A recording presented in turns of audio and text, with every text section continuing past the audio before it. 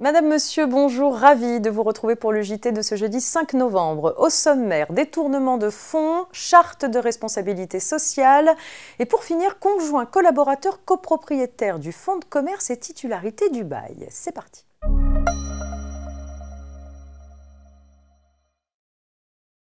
Et c'est une petite histoire de détournement de fonds qui ouvre cette édition. Pour mémoire, les détournements de fonds qui constituent pour leur auteur une source de profit ne se rattachant pas à une autre catégorie de revenus sont imposables dans la catégorie des bénéfices non commerciaux ou BNC. Dans une affaire récente, un détournement de fonds de 55 000 € avait été révélé lors de l'ouverture d'une information judiciaire pour abus frauduleux de l'ignorance et de la faiblesse d'une personne âgée.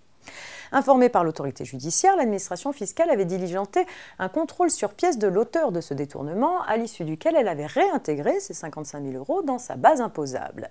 Elle s'était fondée sur le procès-verbal d'audition lors de sa garde à vue. Le contribuable avait contesté, arguant du fait que la preuve du détournement de fonds était subordonnée au prononcé d'une condamnation pénale par l'autorité judiciaire. Non, selon les juges qui ont confirmé le redressement fiscal. Même en l'absence de condamnation pénale, l'administration doit être considérée comme ayant apporté la preuve du détournement de fonds.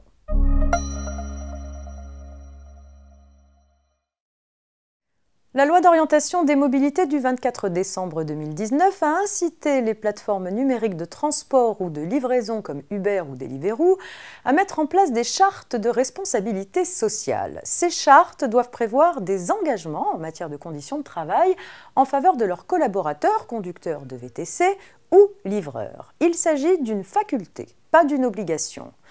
Un décret précise que la plateforme qui conclut une charte doit la déposer auprès de la Direction générale du travail sur support électronique par Internet.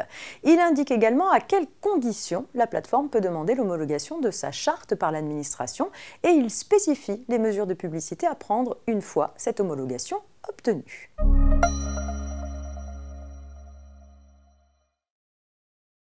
On s'intéresse pour terminer à la qualité du conjoint collaborateur dans l'affaire suivante. Au terme d'une succession de baux dérogatoires au statut des baux commerciaux portant sur des locaux abritant un fonds de commerce, le propriétaire donne congé à sa locataire. Celle-ci agit alors en justice pour demander la requalification de son bail en cours en bail commercial.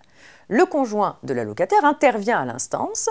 Marié sous le régime de la communauté légale, il est copropriétaire du fonds de commerce. À ce titre, il veut appuyer la demande de requalification. De plus, il prétend être, en sa qualité de conjoint collaborateur, co-titulaire du bail.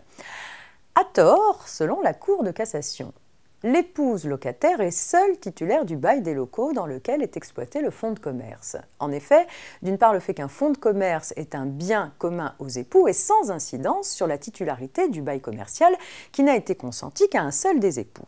D'autre part, le statut de conjoint collaborateur du mari ne fait pas non plus de lui le cotitulaire du bail.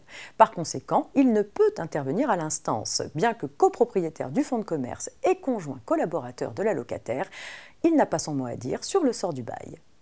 C'est la fin de ce JT. Bonne journée, à demain vendredi pour un dernier JT avant le week-end.